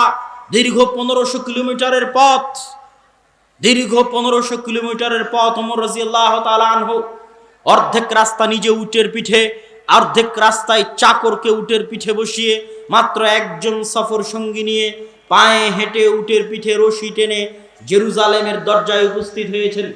আজকের যেই জেরুজালেম, যেই মসজিদে আকসায় আমরা সালাত আদায় করতে পারি না, প্রবেশ করতে পারি না, যেতে পারি না, ওই মসজিদে আকসার গেটে, জেরুজালেমের গেটে ওমর রাদিয়াল্লাহু তাআলা প্রবেশ করেছেন। গায়ে জীর্ণ শীর্ণ জামা, টানছেন উটের রশি ধরে, কেননা পালাক্রমে ওই সময়ে তারই পালি ছিল রশি ধরে টানার। উটের পিঠে বসিয়ে রেখেছেন চাকরকে। 12,000 মুসলমানের সেনাবাহিনীর 4,000 সাহাবী, প্রধান সেনাপতি আবু উবাইদা ইবনুল জাররাহ, আরো সেনাবাহিনীতে সাহাবীরা ছিল, খালিদ ইবনুল ওয়ালিদ ছিল, আরো বহু সাহাবী ছিল। আবু উবাইদা ইবনুল জাররাহ হন্তদন্ত হয়ে ছুটে এসে ওমর রাদিয়াল্লাহু তাআলা আনহুকে বলছে, ইয়া আমিরাল মুমিনিন, ইন্নার রোমান ইয়ানজুরু ইলাইনা নাজরাতা কিল্লাহ। হে আমিরুল মুমিনিন, আজ হাজার হাজার পাদ্রী, বিশাল রোমান এম্পায়ারের হেডকোয়ার্টার, রোমান এম্পায়ারের রাজধানী জেরুজালেমের আজ পতন হচ্ছে। মদিনার আমিরুল মুমিনিন ওমর ইবনুল খাত্তাবের হাতে আজ হাজার হাজার পাদ্রী অপেক্ষায় আছে আপনাকে দেখবে। তাই আপনি জীর্ণ শীর্ণ কাপড় পরে, আপনি উটের রশি ধরে টানতে টানতে আজ এখানে উপস্থিত হয়েছেন, তারা আমাদের দিকে নিচু দৃষ্টিতে দেখবে, তারা আমাদের নিয়ে হাসি ঠাট্টা করবে। দেখো মুসলমানদের আমিরুল মুমিনিনকে, দেখো সাহাবীদের আমিরুল মুমিনিনকে কিভাবে উঠে রশি ধরে টানছে। ওমর ইবনুল খাত্তাব একটা কড়া ধমক দিলেন, ধমক দিয়ে বলছেন, আবু উবাইদা, আজকে যদি তোমার কাছ থেকে এই বক্তব্য না শুনে অন্য কারো কাছ থেকে শুনতাম এত কষ্ট পেতাম না। শোনো আবু উবাইদা, কুন্না কওমান আযিল্লাহ, আমরা ছিলাম মরুভূমির রাখাল। মক্কায় কোনোদিন রাজত্ব প্রতিষ্ঠিত হয়নি, আরবে কোনোদিন রাজত্ব প্রতিষ্ঠিত হয়নি। রাজত্ব ছিল পারস্যের, রাজত্ব ছিল রোমদের। মক্কা কেন্দ্রিক কোনো শাসন ব্যবস্থা পৃথিবীতে কোনো দিনই প্রতিষ্ঠিত হয়নি। মদিনা কেন্দ্রিক, জাজিরাতুল আরব কেন্দ্রিক শাসন ব্যবস্থা পৃথিবীতে কোনোদিন প্রতিষ্ঠিত হয়নি। কুন্না কওমান আযিল্লাহ, আমরা ছিলাম মরুভূমির রাখাল। আজ মাত্র 20-30 বছরের ব্যবধানে আমার মতো ওমরকে আল্লাহ সুবহানাহু ওয়া তাআলা মরুভূমির রাখাল থেকে উঠিয়ে জেরুজালেম বিজয় করছি, রোমান এম্পায়ারের হেডকোয়ার্টার বিজয় করছি। আযানাল্লাহু বিল ইসলাম। আজকে এই সম্মান আল্লাহ আমাদেরকে কাপড় চোপড় দিয়ে দেয়নি। আজকের এই সম্মান আল্লাহ আমাদেরকে টাকা পয়সা দিয়ে দেয়নি। আজকের এই সম্মান আল্লাহ আমাদেরকে দিয়েছে ইসলাম অনুসরণের কারণে, কোরআন অনুসরণের কারণে। এটা তোমরা শুনে রেখো। তাহলে আমরা কি আলোচনা করছিলাম যে এই কোরআন দিয়ে আল্লাহ আমাদের একটা অংশকে উপরে পৌঁছে দিবে। এই অংশ সেই অংশ, এই ওমর ইবনুল খাত্তাব সেই অংশ যারা কোরআনের বরকতে, কোরআনের বদৌলতে কোথায় পৌঁছে গেছে, মরুভূমির রাখাল থেকে কোথায় পৌঁছে গেছে, যে জীর্ণ শীর্ণ জামা কাপড় পরে জেরুজালেম দখল করে নিচ্ছে মাত্র 12,000 সাহাবী নিয়ে, 3 লক্ষ থেকে 5 লক্ষ সেনাবাহিনীকে পরাজিত করে। আর আজকে 1400 বছর পরে 80 বছর থেকে মুসলমানেরা মসজিদে আকসায় যেতে পারে না। 80 বছর থেকে মুসলমানেরা মসজিদে আকসায় সালাত আদায় করতে পারে না। এটাই পার্থক্য, যে আল্লাহ এই কিতাব দিয়ে একটা অংশকে উপরে পৌঁছে দিবে আর এই কিতাব দিয়ে একটা অংশকে নিচে নামিয়ে দিবে। আজ সারা মুসলিম বিশ্বে মুসলমানদের বাড়িতে, মুসলমানদের ঘরে কোরআনের যে অবস্থা, মুসলমানদের ওই অবস্থা আল্লাহ করে ছেড়ে দিয়েছে। আমি যদি বুঝাতে না পারি তো আমার ব্যর্থতা। আপনার বাড়িতে আপনি কোরআনের যে অবস্থা করে ছেড়েছেন, দুনিয়াতে আল্লাহ আপনার ওই অবস্থা করে ছেড়েছে। আপনার মসজিদে আপনি কোরআনের যে অবস্থা করে ছেড়েছেন, যে আপনার মসজিদে কোরআন শিক্ষার ব্যবস্থা রাখেননি, তো দুনিয়াতে আল্লাহ আপনাকে ওই অবস্থা বানিয়ে দিয়েছে। রোহিঙ্গাদের বাড়িতে ঘরে কোরআন মাজিদের যে অবস্থা হয়েছে, দুনিয়াতে আল্লাহ ওদেরকে ওই অবস্থা বানিয়ে দিয়েছে। সারা পৃথিবীতে মুসলমানদের বাড়িতে ঘরে, সমাজে, রাষ্ট্রে কোরআনের যে অবস্থা মুসলমানেরা করেছে, আল্লাহ মুসলমানদেরকে ওই অবস্থায় ফেলে দিয়েছে। কোরআন যে অবস্থায় থাকবে, ওদের মান সম্মান সে অবস্থায় থাকবে। এই হাদিস তার প্রমাণ, ওমর ইবনুল খাত্তাবের ঘটনা তার প্রমাণ। সম্মানিত উপস্থিতি, এই জন্য জাতিগতভাবে যদি আমরা আল্লাহর আযাব থেকে বাঁচতে চাই, জাতিগতভাবে যদি আল্লাহর গজব থেকে বাঁচতে চাই, মসজিদে আকসায় সালাত আদায় করতে যেতে পারি না, এটা আল্লাহর শাস্তি। যে আল্লাহ আমাদেরকে মসজিদে আকসায় সালাত আদায় করার তৌফিক দেয় না, অন্য মুসলমানদেরকে তৌফিক দিয়েছে। এটা আল্লাহ সুবহানাহু ওয়া তাআলার শাস্তি আমাদের উপর। আর একটা জিনিস মনে রাখবেন, যে উম্মতে মুহাম্মাদির উপরে আযাব এবং গজব অতীতের উম্মতদের মতো করে উম্মতে মুহাম্মাদির উপর আযাব গজব আসবে না। অতীতের উম্মতের উপর আযাব গজব কিভাবে এসেছে? নূহ আলাইহিস সালাতু ওয়াস সালামের কওমকে আল্লাহ বিশাল মহাপ্লাবন দিয়ে পানিতে ডুবিয়ে দিয়েছে। লূত আলাইহিস সালাতু ওয়াস সালামের কওমকে আল্লাহ শহর উল্টিয়ে দিয়ে পুরো শহরটার নিচে থেকে উপরে উল্টিয়ে দিয়ে পুরো শহরটাকে ধ্বংস করে দিয়েছেন। এই আযাব ছিল লূত আলাইহিস সালাতু ওয়াস সালামের কওমের জন্য। আদ সামুদ জাতিকে আল্লাহ সুবহানাহু ওয়া তাআলা বিকট আওয়াজ, বিশাল ঝড় ঝঞ্ঝা, হাজার লক্ষ কিলোমিটার গতির ঝড় ঝঞ্ঝা দিয়ে ধ্বংস করে দিয়েছেন। উম্মতে মুহাম্মাদিকে আল্লাহ বন্যা দিয়ে, ঝড় ঝঞ্ঝা দিয়ে, বিকট আওয়াজ দিয়ে ধ্বংস করবেন না। উম্মতে মুহাম্মাদির উপর আযাব এই ফরম্যাটে, এই সিস্টেমে, এই রূপে, এইভাবে, এই ধরনে আসবে না। উম্মতে মুহাম্মাদির উপর আযাবের ফরম্যাট, আযাবের ধরন, আযাবের সিস্টেম, আযাবের রূপ হচ্ছে উম্মতে মুহাম্মাদির উপর বিধর্মীদের চাপিয়ে দেওয়া হবে। উম্মতে মুহাম্মাদির উপর বিধর্মীদের চাপিয়ে দেওয়া হবে। তারা উম্মতে মুহাম্মাদিকে পিটবে, তারা উম্মতে মুহাম্মাদিকে পশু পাখির মতো গুলি করে হত্যা করবে, নির্বিচারে বম নিক্ষেপ করে মাটির সাথে ধূলিসাৎ করে দিবে। এটাই হচ্ছে উম্মতে মুহাম্মাদির উপর আল্লাহর পাঠানো শাস্তির ফরম্যাট, ধরন, পরীক্ষার ধরন। তো আজকে আপনাদের রংপুরের ভীম শহরের পীরগঞ্জের শত শত বাড়িতে কোনো মানুষ না কোরআন পড়ে, না কোরআন জানে, না কোরআন বুঝে। হাজারো যুবক এখানে বসে আছে, যেহেতু মসজিদগুলোতে মক্তব নাই, তো না তারা কোরআন পড়ে, না কোরআন শিখে, না কোরআন বুঝার চেষ্টা করে।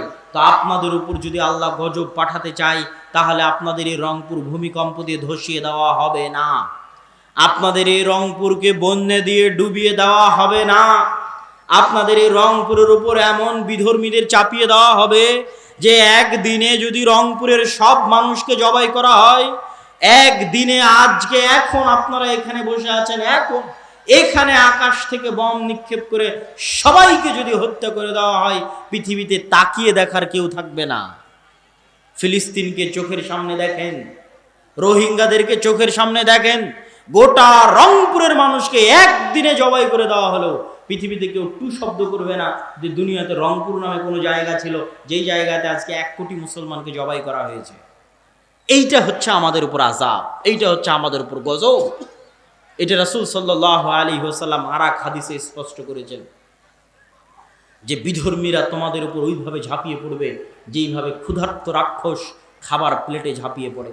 আনাহনু কালিলুন ইয়াউমা ইযিন ইয়া রাসূলুল্লাহ, আল্লাহর নবী, সেই দিনকে আমাদের সংখ্যা কম হবে না, সেই দিন তোমাদের সংখ্যা কম হবে না, তবে আনতুম কাগুসাই সাইল, কিন্তু তোমাদের অবস্থা হবে সমুদ্রের ফেনার মতো, সমুদ্রের ফেনার মতো হবে তোমাদের অবস্থা। সম্মানিত উপস্থিতি, তাহলে আমরা এই পয়েন্টে কি আলোচনা করছিলাম? কোরআন। কোরআন আমাদের জাতিগত বিপদ, জাতিগত গজব, জাতিগত আযাবের কারণ হয়ে দাঁড়াতে পারে যদি আমরা আমাদের বাড়িতে, ঘরে, আমাদের জীবনে কোরআনকে একটি পরিত্যক্ত কিতাব বানিয়ে দিই, কিতাব মাহজুরা, পরিত্যক্ত কিতাব বানিয়ে দিই। কোরআনকে কাজে লাগাতে হবে, কোরআনকে পড়তে হবে, বুঝতে হবে, এই জন্যই কোরআন পাঠানো হয়েছে, না হলে কোরআন ছাড়বে না। কোরআন যেমন জাতিগতভাবে আমাদের ছাড়বে না, তেমনি ব্যক্তিগতভাবেও কোরআন আমাদেরকে ছাড়বে না। ব্যক্তিগতভাবে কিভাবে কোরআন আমাদের ছাড়বে না? রাসূলুল্লাহ সাল্লাল্লাহু আলাইহি ওয়াসাল্লাম বলেন, আল কোরআন হুজ্জাতুন লাকুম ওয়া আলাইকুম, কোরআন তোমাদের উপরে দলিল অথবা তোমাদের বিপক্ষে দলিল। কোরআন তোমাদের পক্ষে দলিল অথবা কোরআন তোমাদের বিপক্ষে দলিল। কিয়ামতের মাঠে মানুষের পক্ষে এবং বিপক্ষে আল্লাহ সাক্ষী উপস্থাপন করবেন। সাক্ষী উপস্থাপনের ধরন থাকবে ভিন্ন ভিন্ন, ভিন্ন ভিন্ন স্টাইলে সাক্ষী পেশ হবে। মানুষের হাত, মানুষের পা সাক্ষী হবে, মানুষের জমিন, এই মাটি সাক্ষী হবে। মানুষ বুঝতে চায় না, বিশ্বাস করতে চায় না, হাত কেমনে কিয়ামতের মাঠে কথা বলবে। মানুষ বুঝতে চায় না, বিশ্বাস করতে চায় না যে এই মাটি কেমনে কিয়ামতের মাঠে কথা বলবে, অথচ এটা কঠিন কিছু নয়। কঠিন কিছু যে নয় তার প্রমাণ নেবেন। তার ছোট্ট একটা প্রমাণ দিয়ে আমরা আমাদের বক্তব্যের দিকে এগিয়ে যাই। সম্মানিত উপস্থিতি, আজকে নাখতিমু আলা আফওয়াহিহিম, তাদের মুখমণ্ডল সেলাই করে দেওয়া হবে, আর তাদের হাত এবং তাদের পা কথা বলবে। কেমনে কথা বলবে তার একটা আজকের যুগের প্রমাণ নেন। এখন যেহেতু সারা দেশের নিরাপত্তা ব্যবস্থা ভালো নয়, ধরেন কোথাও একটা গোলাগুলি হলো, গোলাগুলি হওয়ার পর অন দ্য স্পটে একটা রিভলভার বা একটা রাইফেল পাওয়া গেল। পুলিশ যারা আসবে তারা ওই এলাকাটাকে ক্রাইম স্পট হিসেবে চিহ্নিত করে হাতে গ্লাভস পরে ওই রাইফেল এবং রিভলভারগুলো উঠাবে। হাতে গ্লাভস পরে কেন উঠাবে? তারা ওইটা ফরেন্সিক রিপোর্টে দিবে যে এই রিভলভার বা এই রাইফেলটা ফরেন্সিক রিপোর্ট করে দেখো, সেটা কম্পিউটারে ওই ডাটা ইনপুট করে দেখো যে সারা বাংলাদেশে যত মানুষ মোবাইল কেনার সময় ফিঙ্গার দিয়েছে, সারা বাংলাদেশে যত মানুষ পাসপোর্ট করার সময় ফিঙ্গার দিয়েছে, জাতীয় পরিচয়পত্র করার সময় ফিঙ্গার দিয়েছে, এদের কারো ফিঙ্গারের সাথে এই রিভলভারে পাওয়া ফরেন্সিক রিপোর্ট মিলে কি মিলে না? কম্পিউটারে ডাটা ইনপুট করা মাত্র চলে যাবে, ম্যাচিং করবে যে হ্যাঁ অমুক ব্যক্তি যে এই মোবাইল এই নামে রেজিস্ট্রেশন করে রেখেছে তার আঙ্গুলের ছাপ এই রিভলভারে পাওয়া যাচ্ছে। এখন আপনার কাছে আমার প্রশ্ন, আমি এই মাইকটাতে হাত দিলাম, আর কি দেখা যায় যে আমি এখানে হাত দিয়েছিলাম? কোনো আলামত চিহ্ন আছে যে আমি এখানে হাত দিয়েছিলাম? কিন্তু এটাকে এখন ফরেনসিক রিপোর্টে পাঠালে বিজ্ঞান বলতে পারবে যে আমি আব্দুল্লাহ এখানে হাত দিয়েছিলাম। তাহলে যেই বিজ্ঞান আজ এই পর্যায়ে পৌঁছে গেছে, কাল কিয়ামতের মাঠে আমরা যেখানে যেখানে হাত দিয়েছি তা যে এখানেই সেভ করা নাই, এর কোনো প্রমাণ আছে ভাই?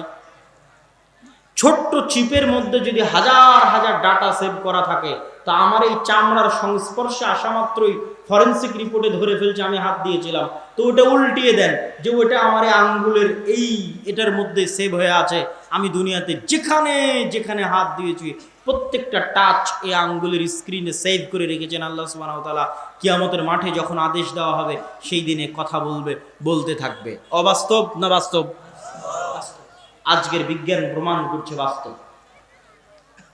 ঠিক এই মাটি যে কথা বলবে তা অবাস্তব নয়, এই মাটি কথা বলবে তা বাস্তব। তার সবচেয়ে বড় প্রমাণ হচ্ছে আপনি মাটিকে যতই নির্জীব মনে করেন, হাজার হাজার বছর থেকে, লক্ষ লক্ষ বছর থেকে এই মাটিতে আমরা ধান আবাদ করছি, এই মাটিতে আমরা গাছপালা আবাদ করছি। এই মাটির শক্তিতেই, মাটির ক্ষমতাতেই, আল্লাহর আদেশে, আল্লাহর অনুমতিতে বিঘাকে বিঘা, টনকে টন ধান, গম, চাল, আলু উৎপাদন হচ্ছে। যেই মাটি এত বড় বড় গাছ জন্ম দিতে পারে, যেই মাটি বিঘাকে বিঘা, টনকে টন ধান জন্ম দিতে পারে, টনকে টন আলু জন্ম দিতে পারে, ভাই সেই মাটি কথা বলতে পারবে না? পারবে না? পারবে না? যদি মাটির কোনো শক্তি না থাকতো তাহলে মাটি আপনাকে খাবার দিতে পারতো না, আপনার লাগানো বীজটা উৎপন্ন করতে পারতো না, উদ্ভিদ জন্ম দিতে পারতো না। যেই মাটির মধ্যে আজ এতটুকু শক্তি আল্লাহ দিয়ে দিয়েছে যে ওই মাটিতে বীজ লাগালে গাছ হয়, ওই মাটি থেকে উৎপন্ন ফল ফলাদি ফসল খেয়ে লক্ষ লক্ষ কোটি কোটি মানুষ হাজার হাজার বছর ধরে বেঁচে আছে, হাজার হাজার বছর ধরে পৃথিবীতে বসবাস করছে। আমরা বসবাস করছি, আমরা দুনিয়া থেকে চলে যাব, মাটি ওই রকমই আছে, মাটি এভাবে ধান, গম, চাল উৎপাদন করতেই আছে। সেই মাটি যদি কাল কিয়ামতের মাঠে আদেশ পাই, ইয়াউমাইদিন তুহাদ্দিসু আখবারাহা বিআন্না রাব্বাকা ওয়াহালাহা, আজ এই মাটি তার ভিতরে থাকা সকল সেভ করে রাখা সকল দৃশ্য আল্লাহর দরবারে বলতে থাকবে, কেননা আজ তার প্রতিপালক তাকে আদেশ দিয়েছে বলার জন্য। অতএব এই মাটি যে কিয়ামতের মাঠে সাক্ষী হবে আমরা যা করছি, তা মাটি যে ভয়ঙ্কর যন্ত্র, পৃথিবীর সবচেয়ে ভয়ঙ্কর যন্ত্রগুলোর একটা ভয়ঙ্কর যন্ত্র হচ্ছে এই মাটি। যে মাটি গাছপালা ফল ফলাদি উৎপন্ন করছে, এই ভয়ঙ্কর যন্ত্র আমাদের সব কাজ এইভাবে সেভ করে রাখতেছে, ভিডিও আকারে হোক, যেভাবে হোক সেভ করে রাখতেছে। কিয়ামতের মাঠে সে কথা বলবে। সম্মানিত উপস্থিতি, ঠিক তেমনি আর একটা সাক্ষী হচ্ছে কোরআন, আমাদের আলোচ্য বিষয়বস্তুর সাথে সম্পৃক্ত। যে ঠিক তেমনি আরেকটি সাক্ষী হচ্ছে কোরআন। রাসূলুল্লাহ সাল্লাল্লাহু আলাইহি ওয়াসাল্লাম বলেন, আল কোরআন হুজ্জাতুন লাকুম আও আলাইকুম, কোরআন হচ্ছে দলিল, কোরআন হচ্ছে সাক্ষী, হয় তোমাদের পক্ষে না হয় তোমাদের বিপক্ষে, হয় তোমাদের পক্ষে না হয় তোমাদের বিপক্ষে। কোরআন এরকম নয় যে আপনি মাগরিবের পরের 2 রাকাত সুন্নাত আদায় করলে নেকি, না করলে গুনাহ নাই, এরকম নয়। কোরআন এমন নয় যে জোহরের আগের 4 রাকাত সুন্নাত পড়লে নেকি, না পড়লে গুনাহ নাই। কোরআন এমন নয় যে পড়লে 10 নেকি প্রতি হরফে, আলিফ লাম মিম সমান 30 নেকি, আর যদি না পড়লাম তো না পড়লাম, সমস্যা কি? এটা হচ্ছে চরম ভ্রান্ত ভুল ধারণা যে কোরআন পড়বো নেকির আশায়, না পড়লে সমস্যা নাই। জি না, এই হাদিস প্রমাণ করছে কোরআন না পড়লে বিপদ আছে। আল্লাহর নবী বলছেন কিয়ামতের মাঠে আরেকটা সাক্ষী হবে প্রত্যেক মানুষের জন্য কোরআন। প্রত্যেক মানুষকে পেশ করা হবে, কাঠগড়াতে সাক্ষী হিসেবে কোরআন দাঁড়াবে। প্রত্যেক মানুষের উপর কোরআন কমেন্ট করার সুযোগ পাবে। যেমন প্রত্যেক মানুষের উপর তার হাত কমেন্ট করবে, তার পা মন্তব্য করবে। প্রত্যেক মানুষের উপর যেমন মাটি কথা বলবে, তেমন প্রত্যেক মানুষের উপর কোরআন কথা বলার সুযোগ পাবে। কোরআন বলবে আল্লাহর বাড়িতে কোরআন ছিল, এর ঘরে কোরআন ছিল, এর মসজিদে কোরআন ছিল, এর কোরআন শিখারও সুযোগ ছিল। সারা জীবনে অনার্স, মাস্টার্স, বিসিএস, পিএইচডি, সরকারি চাকরি, বাড়ি গাড়ি, সন্তান সন্ততি, ব্যবসা বাণিজ্য, চাকরি বাকরি, এমন কিছু নাই যা করেনি। কৃষিকাজ থেকে শুরু করে সব কাজ করার সময় পেয়েছে। বাড়ির কাজ থেকে শুরু করে সবার কাজ করে দেওয়ার সময় পেয়েছে, খালি তোমার কিতাব শিখার সময়টা পায়নি, তোমার কিতাব পড়ার সময়টা পায়নি, আল্লাহ একে জাহান্নামে দিয়ে দেন। এ হচ্ছে ওই বান্দা যার বাড়িতে কোরআন ছিল, যার ঘরে কোরআন ছিল, যার মসজিদে কোরআন ছিল। আর যে সারা জীবনে অনার্স মাস্টার্স পিএইচডি থেকে শুরু করে বিসিএস, সরকারি বেসরকারি চাকরি বাকরি থেকে শুরু করে বিয়ে শাদী বাড়ি গাড়ি থেকে শুরু করে সব কিছু করার সুযোগ পেয়েছে, কিন্তু ওর কোরআন শেখার সুযোগ হয়নি, কোরআন পড়ার সুযোগ হয়নি, এরকম নরধমকে, এরকম হতভাগাকে আপনি জাহান্নামে দিয়ে দেন। কোরআন আপনার বিপক্ষে কথা বলবে, কোরআন ছাড়বে না, কোরআন চুপ থাকবে না। আমরা সামনের দিকে না এসে হাতের ডান দিকে, ভাইরা এই বরাবর সামনে না এসে হাতের ডানে, হাতের ডানে কোনায় এখনো জায়গা খালি আছে, আপনারা সামনে না এসে ওই বরাবর গিয়ে হাতের কোনায় ডানে যাওয়ার চেষ্টা করেন। সম্মানিত উপস্থিতি, আমরা আলোচনা করছিলাম কোরআনের উপরে। কোরআনের উপরে এখন পর্যন্ত যতগুলো পয়েন্টে আলোচনা হলো তার সারমর্ম এক, কোরআনের সবচেয়ে বড় শত্রু শয়তান। তারপরে আমরা আলোচনা করেছি শয়তান পৃথিবীতে কিভাবে কাজ করে, কিভাবে আমাদের পথ ভ্রষ্ট করে, কিভাবে আমাদের ভ্রান্ত করে, শয়তান থেকে আমরা কেমনে বাঁচবো, পৃথিবীর লজিক কিভাবে পরিচালিত হয়। তারপরে আমরা আলোচনা করেছি কোরআন হচ্ছে পৃথিবীর শ্রেষ্ঠ হেদায়েতের মাধ্যম, কোরআনের মাধ্যমে মানুষ হেদায়েত পেতে পারে। তারপরে আমরা আলোচনা করেছি কোরআন শ্রেষ্ঠ দাওয়াতি কাজ। তারপরে আমরা আলোচনা করেছি জাতিগত আযাব এবং গজবের কারণ হতে পারে কোরআন। তারপরে আমরা আলোচনা করেছি ব্যক্তিগত বিপদের কারণ হতে পারে কিয়ামতের মাঠে কোরআন, কেননা কোরআন আপনার বিপক্ষে সাক্ষী দিবে। অতএব কোরআন পড়লে নেকি হবে, না পড়লে সমস্যা নাই, এই চিন্তা মাথা থেকে আউট করে দিতে হবে।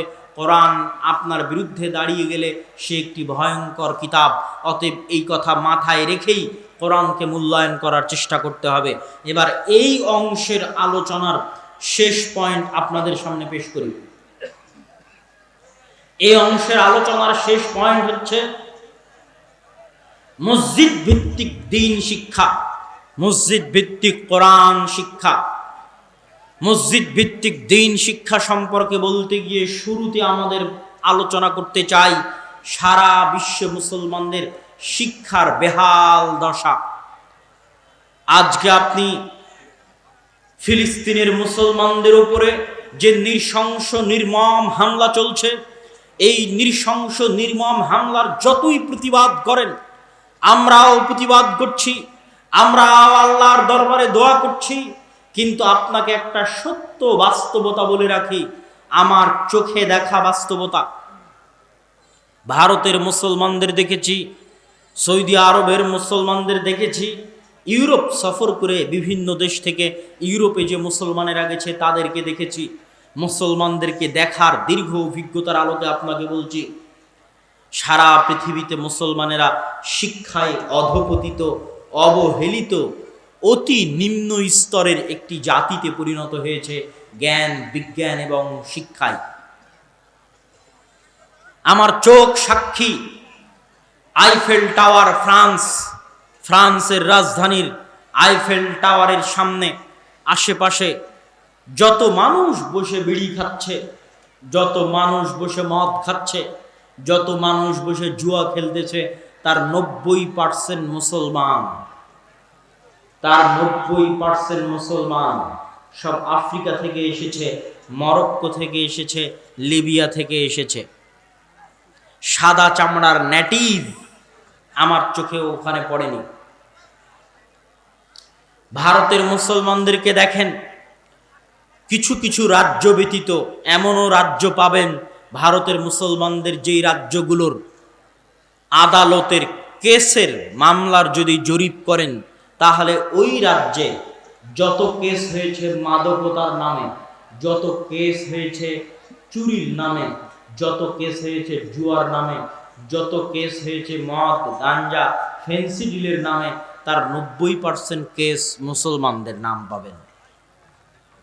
কেন? মুসলমানেরা একটি মদখোর, জুয়াখোর জাতিতে পরিণত হয়ে গেছে, নাউজুবিল্লাহ। বলতে না চাইলেও বলতে হচ্ছে। এবার যদি যান আরব বিশ্বে, আরব বিশ্বে গেলে কি দেখবেন? আরব বিশ্বে গেলে দেখবেন অঢেল টাকা থাকার পরেও, অঢেল সম্পদ থাকার পরেও সেই টাকা, সেই সম্পদ বিনোদন আর পর্যটন, বিনোদন আর পর্যটন। কে তাদের মাথায় বুদ্ধি দিয়েছে পর্যটন দিয়ে ইনকাম করতে হবে? দুবাইকে এমন করে বানাও যেন আমেরিকা আর ইউরোপের সকল নাগরিকেরা দুবাই বেড়াতে আসে, এটাই আমার ইনকাম। কেন দুবাইয়ে বেড়াতে আসবে? আমেরিকা আর ইউরোপ হচ্ছে শীত প্রধান, যেখানে মাত্র 3 মাস রোদ থাকে, বাকি সময়ে পুকুরে বা নদীতে বা সমুদ্রে গোসল করা অসম্ভব, এত ঠান্ডা। তো তারা কোথায় উলঙ্গ হয়ে গোসল করতে পারবে? দুবাইয়ে আসলে উলঙ্গ, অর্ধ উলঙ্গ হয়ে গোসল করতে পারবে। এই জন্য দুবাই মনে করছে আমি ওইভাবে পর্যটন শিল্প দাঁড় করাবো, এটাই আমার ইনকাম। আবার কেউ মনে করছে আমি ফুটবল বিশ্বকাপ আয়োজন করব, এটাই আমার ইনকাম। কিন্তু আমি চ্যালেঞ্জ দিয়ে বলি, ওই ফুটবল বিশ্বকাপ আয়োজন করতে যে লজিস্টিক সাপোর্ট লাগবে, জ্ঞান এবং বিজ্ঞানের সাপোর্ট লাগবে, যেমন দুবাইয়ের বুর্জ খলিফা বানাতে যে টেকনোলজির সাপোর্ট লাগবে, ইঞ্জিনিয়ারিং সাপোর্ট লাগবে, এই ইঞ্জিনিয়ারিং সাপোর্ট দেওয়ার মতো জ্ঞান তাদের নাই। এই পুরো ইঞ্জিনিয়ারিং কনস্ট্রাকশন কোম্পানিগুলো বিদেশি, হয় চাইনিজ কোম্পানি, না হয় আমেরিকান ইউরোপিয়ান কোম্পানি। তাহলে উন্নতি কোনটা? আপনি বুর্জ খলিফা বানাতে পেরেছেন, এটা উন্নতি? বুর্জ খলিফা বানিয়ে মানুষের কাছে টাকা ইনকাম করছেন, এটা উন্নতি? না বুর্জ খলিফা বানানোর মতো জ্ঞান আপনার দেশের নাগরিকের নাই, বুর্জ খলিফা বানাতে হয়েছে বিদেশি কোম্পানিকে এনে, উন্নতি কোনটা? এই ছোট্ট জ্ঞানটুকু মুসলমানদের মাথায় কেন আসে না আল্লাহ সুবহানাহু ওয়া তাআলা ভালো জানে। আর আপনি ইউরোপ এবং আমেরিকায় যাবেন, ইউরোপ এবং আমেরিকা পৃথিবী জোর করে শাসন করছে, এ কথা আমি বিশ্বাস করি না। ইউরোপ এবং আমেরিকার পৃথিবী শাসন করার যোগ্যতা আছে, জ্ঞান আছে, তাই পৃথিবী শাসন করছে। আমাদের যোগ্যতা নাই, আমাদের জ্ঞান নাই, এই জন্য আমরা পৃথিবী শাসন করছি না, এই কথাই সত্য। আমি সারা বাংলাদেশ সফর করলে কখনো মনে হয় না যে একবার বইটা হাত দিয়ে দেখি, একবার বইটা পড়ে দেখি। আর ইউরোপে যতদিন সফরে বের হয়েছি, ট্রেনে উঠেছি অথবা বাসে উঠেছি, এমন কোনো দিন যায়নি আল্লাহর কসম, বিমান হোক, ট্রেন হোক, বাস হোক, যেখানে উঠলে আর 10টা ইউরোপিয়ান সাদা চামড়াকে না দেখেছি যে তারা বই পড়ছে। তাদের হাতে বই আছে, তারা বই পড়ছে। ট্রেনে থাকা অবস্থাতেও বই পড়ছে, বাসে থাকা অবস্থাতেও বই পড়ছে, বিমানেও বই নিয়ে উঠেছে, পার্কে যখন বসে আড্ডা দিচ্ছে তখনও বই আছে। তাহলে এই বই পড়ে ওরা পৃথিবী শাসন করছে। এবার ওই ইউরোপে দেখেন,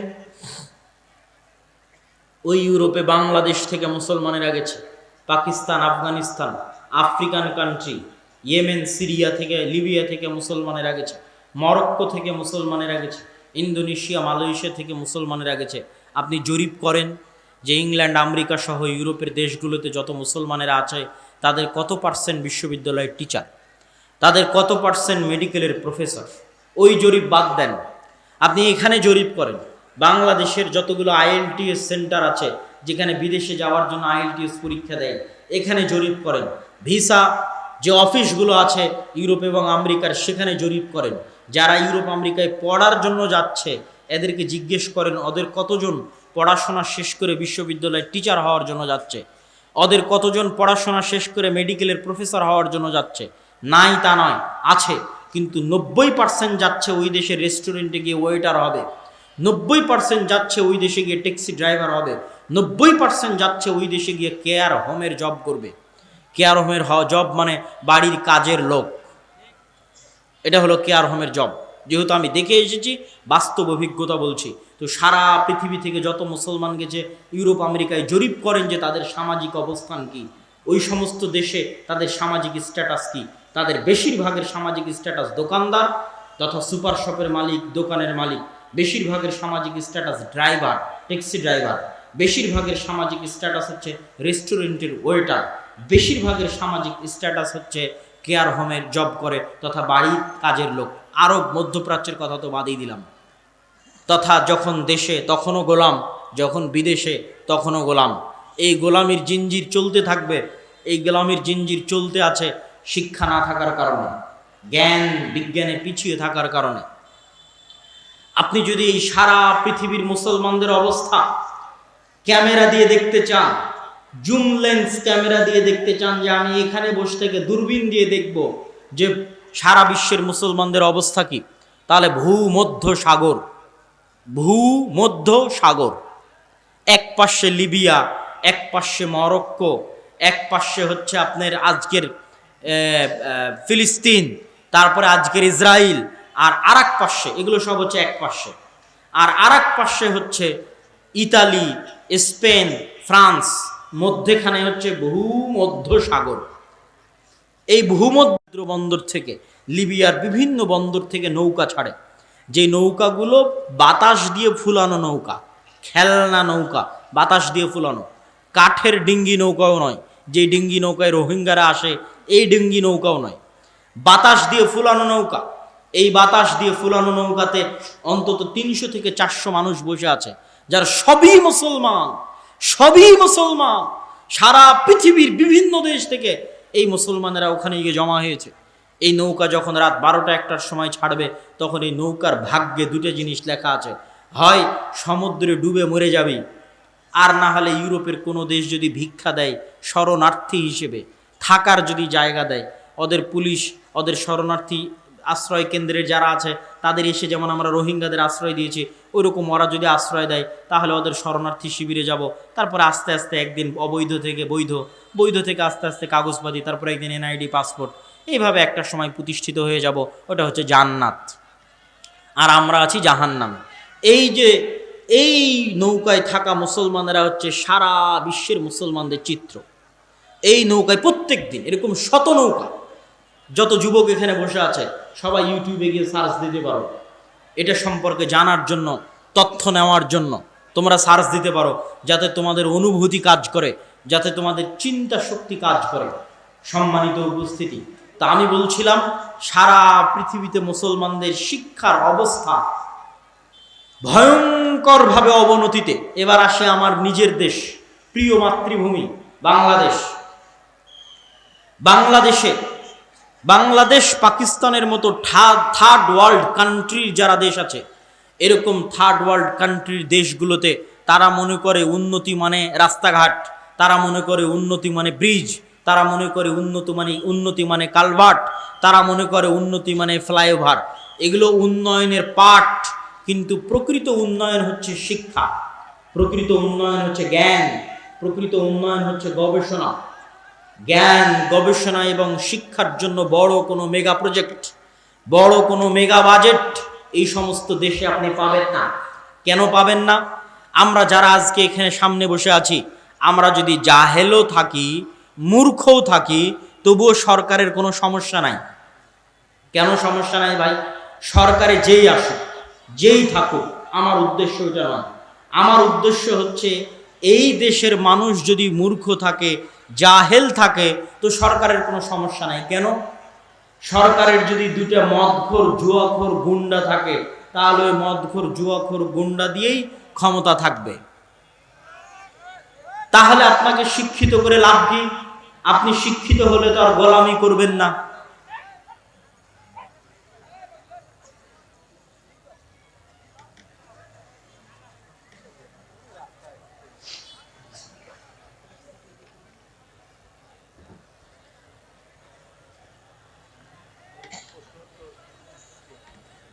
না,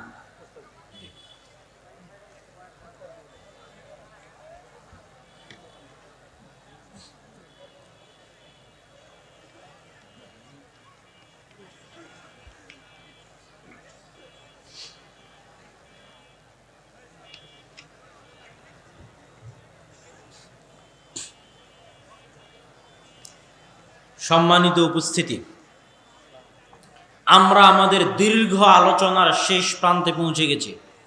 এই শেষ প্রান্তে আমাদের সারমর্ম হচ্ছে সারা পৃথিবীতে মুসলমানদের শিক্ষা এবং জ্ঞানের অবস্থা হচ্ছে ভয়াবহ, অবনতিশীল।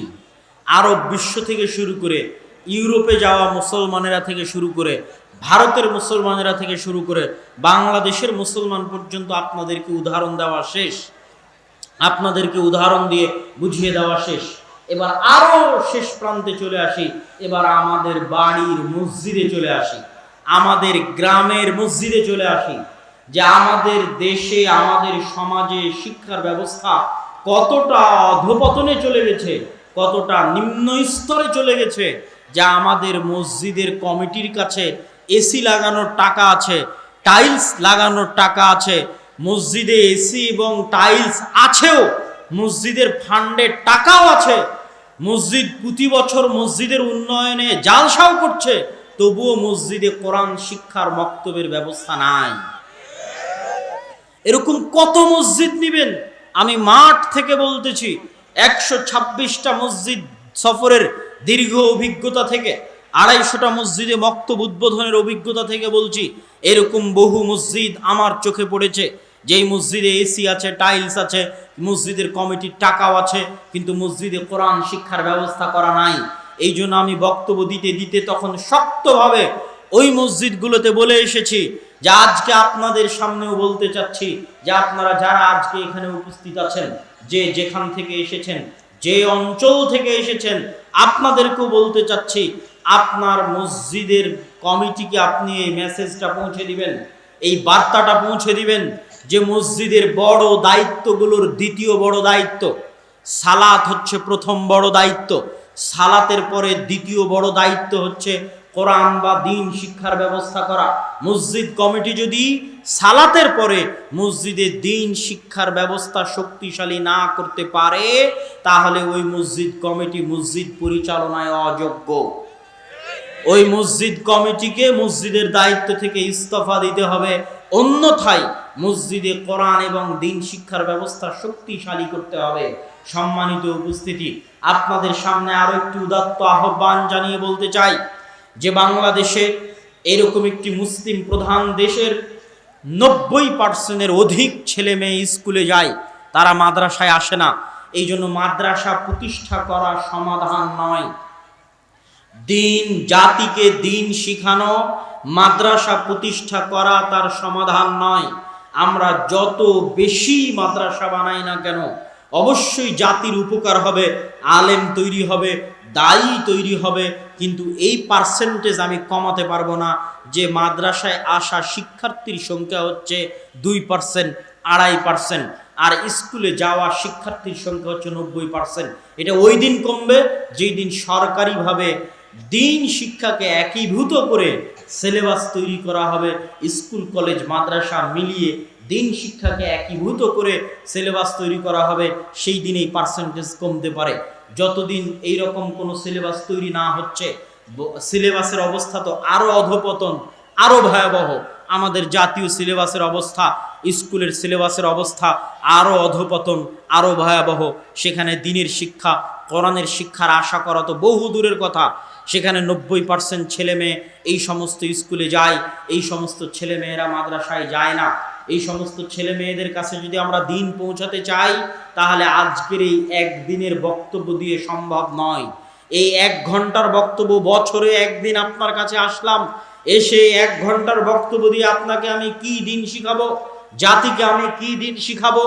বিশাল বিশাল জামিয়া সালাফিয়া প্রতিষ্ঠা করার মাধ্যমে জাতিকে আলেম উপহার দিতে পারি, কিন্তু শতভাগ মুসলমানের সন্তানকে দ্বীন শিখানোর সক্ষমতা তখনই অর্জন করতে পারবো যখন প্রত্যেকটি গ্রামে, প্রত্যেকটি মসজিদে দ্বীন শিক্ষার ব্যবস্থা জোরদার হবে, শক্তিশালী হবে।